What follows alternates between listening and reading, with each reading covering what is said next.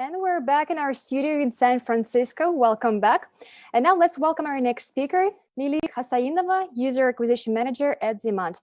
And you know how usually companies tell you what to do and what is the right thing to do? Now, Lily is going to teach us the basics of bad retargeting. And I believe we have her in the studio. Hi, Lily. Yeah, hello. Hi. Yeah, my name is Lily, and I'm a retargeting specialist at Zimad. It's so great to have you here. Thank you very much for joining us today. Yeah, thank you too. Where are you based, by the way? We are based in Ulyanovsk. All right. Wow. We're so international here. Yeah. Thank you. And we're very excited to listen to your speech. Good luck. Yeah. Today, I'm going to tell you how to make your retargeting campaign as bad as humanly possible. If you are new to retargeting, I hope you will learn something new and prevent yourself from common mistakes. If you are an experienced retargeting specialist, you may get triggered by the familiar past failures of your own retargeting campaigns, but I hope it will make you smile. Also, please do not hesitate to ask any questions or your opinion in live chat if you have any. Okay, let's begin. Have you ever heard about the Bader-Meinhof phenomenon? You learn a new concept and it surrounds you now on purpose. It's everywhere. That's exactly my experience with retargeting. I found by accident what retargeting was when I kept seeing a game ad I had already downloaded. And there was everywhere on my feed, on news, emails, letters, webinars, and etc. Everyone says that retargeting is a new trend, a cure-all, the way to increase conversions by 600 times. And what retargeting does in a nutshell, it brings your users back to your app. But seriously, do you need it? You have already brought good users with the help of UA campaign. Why do you need to once again advertise your newest in-app offer to them, only to increase the value of an average in-app check and the LTV? After all they have already come to you, which obviously means they will stay with you forever and pay whatever you want them to pay for. Isn't that right? Well, today we will give you an advice how to quickly, easily, and effectively become a real professional retargeting specialist. What do retargeting specialists usually do in the first place? They segment users by whether they make in-app purchases or not, whether they play often, how long since they open the app, and everything like that. And moreover, for each category, they make their own scripts with unique deep links. That's all good, of course, but do you really need all that? Here comes our tip number one. User segments are overrated. It's better to notify everyone at once. Have you ever thought to yourself, why do you need to segment at all? I mean, the more people you advertise your offer, the more people would like to purchase it. Makes sense, yeah. And it's not a big deal if they haven't been on the app for over a year. It will be important for them to learn about new, for example, paid packages. Yeah, trust me. Regarding the deep links we mentioned, what are those to be exact? As they say, deep links are the basis of mobile retargeting. They redirect the user to their precise place within the app.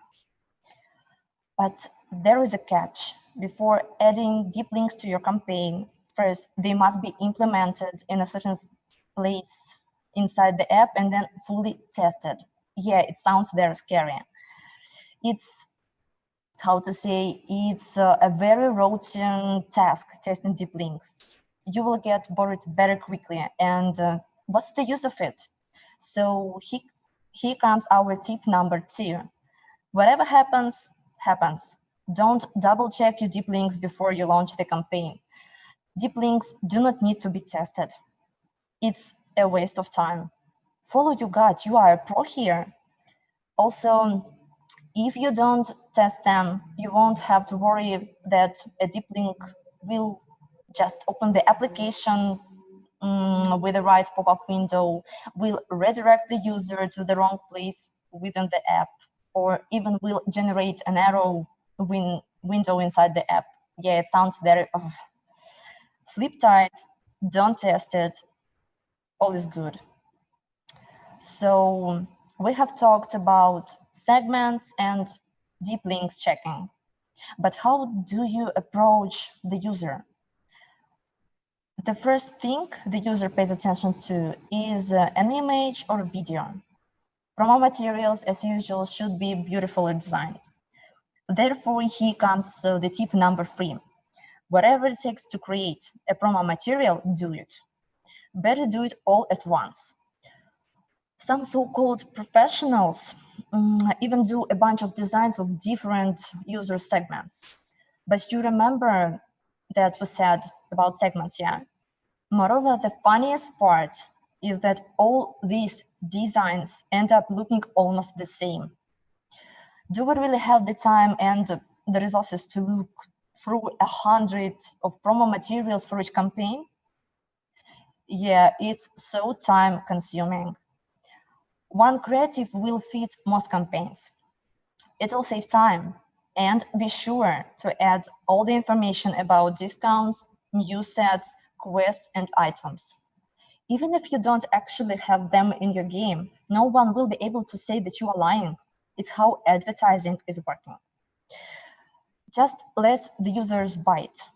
As long as the user's attention gets caught and they open the app, the rest doesn't matter. The game didn't meet their expectations. It happens. Promised a discount that doesn't exist? Well, life is very complicated and unfair thing. Okay, now we can move on. Segments are checked, deep link checked, promo materials checked. So how do you actually launch something? Well, here then network comes to the rescue. You can, of course, take rating list from different MMPs with their network indexes of godness and choose someone from there. But why you should do that? Why all the hustle? That's our tip number 4. The best partner network to work with is the first one you choose from your partnership request in your email box. So you can start working with it. Sounds easy, yeah? With just one, we do not need diversification. It takes a lot of time to set up the campaign if you, for example, have multiple networks. And with just one network, you launch a campaign and forget about it for a few weeks while it pours the foot traffic. And if it's bad enough, it may even sell your client base to your competitors. But you know, this is the risk that you should take. Don't forget, fortune favors the brave. So the campaign is up and running. What should we do next? Without further ado, here is the last thing we should mention today. It's analytic. So here comes our tip number 5. Analytics is boring. Usually companies try to create such analytic workflow that will allow them to measure the effectiveness of the retargeting campaign, as well as to measure the growth or incrementality. They think that it will be necessary to track not only the ROI of the campaign, but also its incrementality and impact on all other business metrics. Like someone has to prove that retargeting really helps the major KPI grow, such as ARPU or lifetime. Seriously? Who would even look at this array of numbers that no one would understand? you can just say that the campaigns are going well. It doesn't really matter that the metrics of the application is dropping. Is it because of the retargeting? Are you sure? Anyway, if your gut tells you how to make and run campaign without any analytics, you definitely don't need it. For reports, though, use vivid, expressive phrases about how campaign is going well or how it fails, and you should try something else with a big budget, of course, with any additional data to prove your statements. After all, it's not a retargeting issue, it's a product issue. You have nothing to be blamed for. And as you see, it turns out that there is not much to take into account. Retargeting is actually very, very easy. And by following our advice, you will create a good campaign without much effort. I hope that all our tips were very useful to you. And I really hope that you won't actually follow them, by the way. Yeah, thank you guys so much for your attention today. Thank you very much for your presentation. It was wonderful to hear, from that very different perspective, I would say. And actually, we have a few comments on in the chat going on that this is awesome, and that thanks very much for for changing the view so much. Although I know that some of them were a little bit confused on what is actually bad and what is not exactly bad, but I'm sure that in the end will turn out just fine for you guys. Are you guys teaching your new UA manager users in the same manner as used in this presentation? Oh, yeah. Usually, we try to find different ways and different practice, but yeah. Okay, thank you very much. And during the whole lockdown situation, has anything changed in your strategy or anything you would like to share with us? In some way, it can be top secret of our corporation, but I think that the lockdown have some changes in for every campaign. So from our side, we also have some changes. Okay, but do you have any maybe recommendations for companies that what would you recommend to look into more, to pay maybe to avoid something in these current times?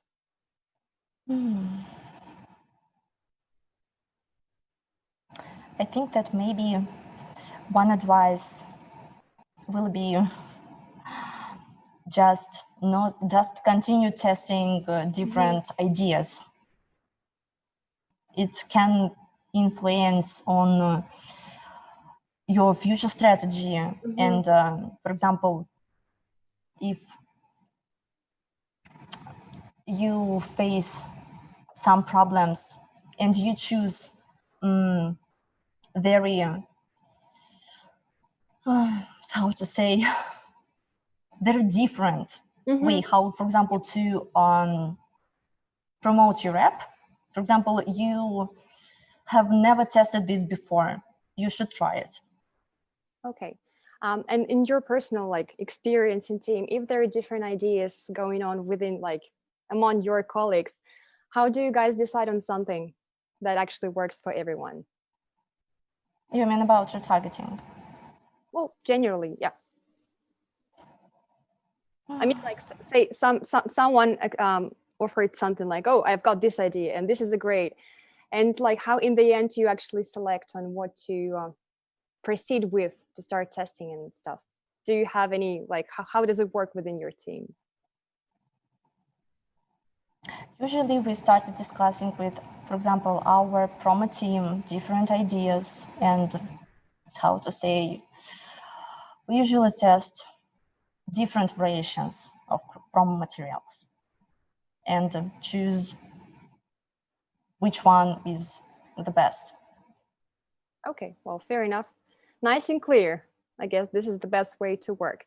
And to conclude the Q&A session, would you give any maybe general advice to UA managers these days? Like how to actually remain strong, creative, and I don't know, motivated to keep on working? Maybe do you have your personal secret how to, maybe you can recommend us, some, I don't know if there are any materials like books or literature or any resources online that one can read and look through to actually gain more experience and expertise in the field. As for me, I usually read some help materials from, for example, it can be a subreddit of Google Ads or maybe Facebook. Mm-hmm. Usually I just read some articles from different magazines like App to Top or something like that. So it can be very useful. Yeah, thank you very much. So basically just keep an eye for everything out there in the industry. Right, gotcha. Thank you very much for joining us today. Thank you, you too. Yeah, it was nice to see you and hopefully see you soon somewhere.